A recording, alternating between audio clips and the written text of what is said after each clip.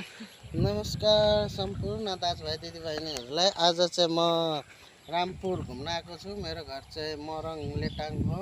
यहाँ बहिनीको घर घुम्न आएको छु र मेरो भान्जा भान्जीहरूले मलाई घुमाउँदै हुनुहुन्छ। र पहिलोचोटि म भ्लग बनाउँदैछु। उहाँ चाहिँ मेरो श्रीमती अनि ऊ चाहिँ मेरो छोरी हो। हामी यसरी घुम्दै आएको छौँ। मैले भ्लग बनाएको कस्तो लाग्छ? फर्स्टचोटि बनाएको। हजुरहरूले सब्सक्राइब अनि कमेन्ट गरेर बताउनुहोस्।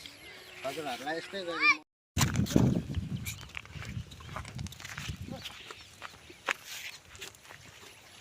क्लोज अङ्गाल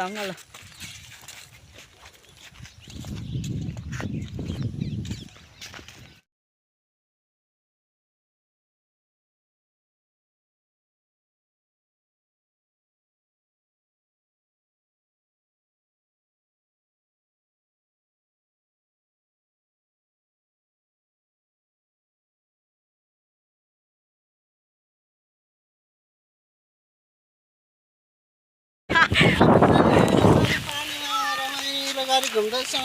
पानीहरू